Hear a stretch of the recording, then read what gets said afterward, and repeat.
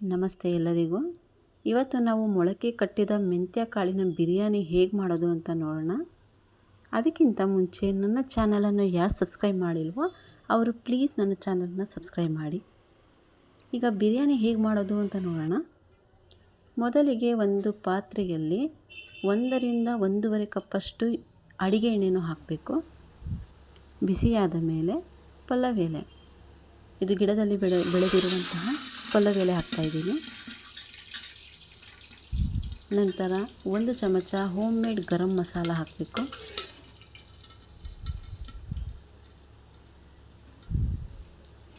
ಒಂದು 5 ರಿಂದ 6 ಹಸಿರು ಮೆಣಸಿನಕಾಯಿ, ಸ್ವಲ್ಪ ಬೆಳ್ಳುಳ್ಳಿ ಹಾಗೆ ಈರುಳ್ಳಿಯನ್ನು ಹಾಕಬೇಕು. ಶುಂಠಿ ಬೆಳ್ಳುಳ್ಳಿ ಪೇಸ್ಟ್ 1 ಚಮಚ,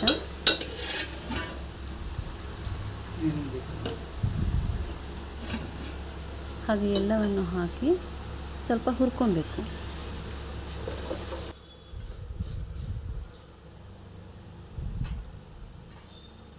ನಂತರ ಮೊಳಕೆ ಕಟ್ಟಿದ ಮೆಂತ್ಯ ಕಾಳು ಏನಿದೆ ಅದನ್ನು ಹಾಕ್ಕೊತಾ ಇದ್ದೀನಿ. ನಾನು ಇದನ್ನು 1 ಕಾಫಿ ಗ್ಲಾಸಷ್ಟು ಅಳತೆ ತಗೊಂಡಿದ್ದೆ. ಮೊಳಕೆ ಕಟ್ಟಿದ ನಂತರ ಇದನ್ನು ಬಿರಿಯಾನಿ ಮಾಡ್ತಾಯಿದ್ದೀನಿ. ಈ ಕಾಳನ್ನು ಹಾಕಿ ಚೆನ್ನಾಗಿ ಫ್ರೈ ಮಾಡ್ಕೊಬೇಕು ಫ್ರೆಂಡ್ಸ್. ಒಂದು 10 ರಿಂದ 15 ನಿಮಿಷ ಚೆನ್ನಾಗಿ ಫ್ರೈ ಮಾಡಿಕೊಂಡು ನಂತರ ಟೊಮ್ಯಾಟೊ ಹಾಕಬೇಕು.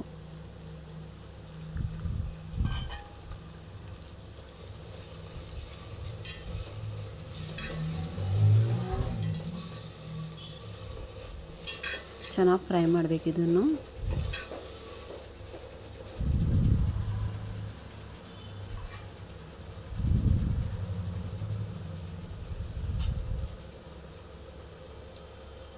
ಸ್ವಲ್ಪ ಅರಿಶಿನ,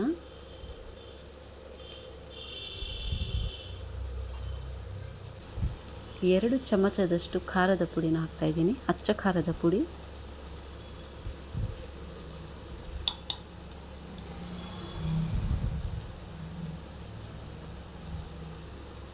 ನಂತರ ರುಚಿಗೆ ತಕ್ಕಷ್ಟು ಉಪ್ಪು.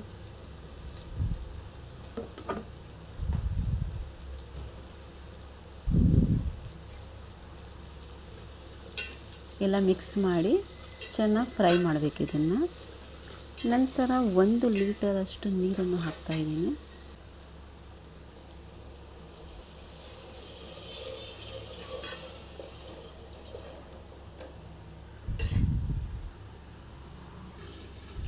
ಇದರಲ್ಲಿ ಸ್ವಲ್ಪ ಕಸೂರಿ ಮೇಥಿನ ಹಾಕಬೇಕು.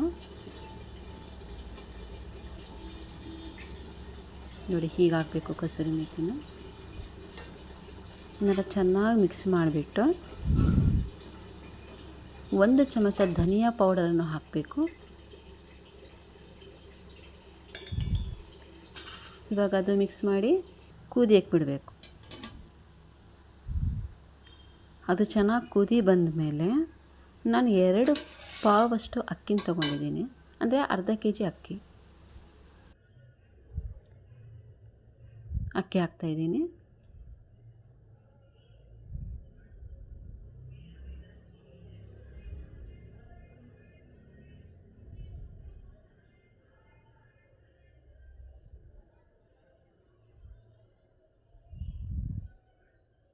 ಚೆನ್ನಾಗಿ ಮಿಕ್ಸ್ ಮಾಡ್ಕೊಂಬಿಟ್ಟು ಅದು ಚೆನ್ನಾಗಿ ಬೇಯಕ್ಕೆ ಬಿಡಬೇಕು ಫ್ರೆಂಡ್ಸ್.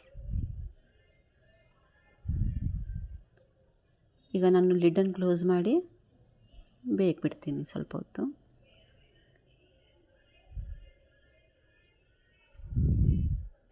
ನೋಡಿ, ಬೇಯ್ತಾ ಇದೆ. ಬರೀ 50% ಅಷ್ಟು ಬೇಯಿದೆ ಅಷ್ಟೇ.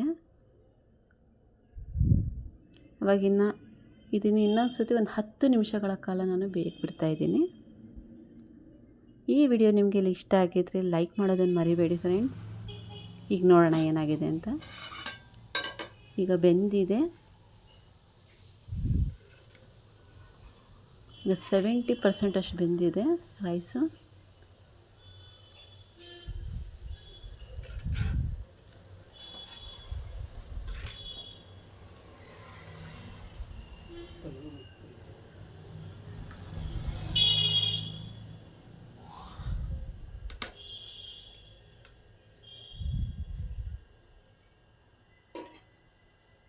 ಇನ್ನು ಒಂದು 5 ನಿಮಿಷಗಳ ಕಾಲ ಬೇಯಿಸೋಣ.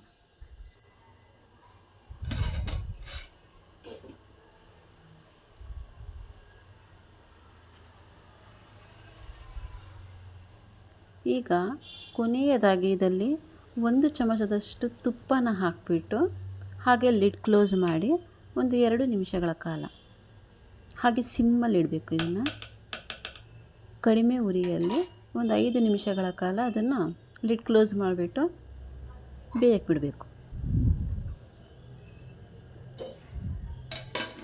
ಆ ಸ್ಮೆಲ್ ತುಂಬ ಚೆನ್ನಾಗಿ ಬರುತ್ತೆ ಫ್ರೆಂಡ್ಸ್. ಒಂದು ಸತಿ ಟ್ರೈ ಮಾಡಿ ಕಮೆಂಟ್ ಮಾಡಿ ತಿಳಿಸಿ ಹೇಗಿತ್ತು ಅಂತ. ನೋಡಿ, ಮೆಂತ್ಯ ಕಾಳಿನ ಬಿರಿಯಾನಿ ರೆಡಿಯಾಗಿದೆ. ಒಂದು ಸತಿ ನೀವು ಟ್ರೈ ಮಾಡಿ ಹೇಗಿತ್ತು ಅಂತ ಕಮೆಂಟ್ ಬಾಕ್ಸಲ್ಲಿ ತಿಳಿಸಿ.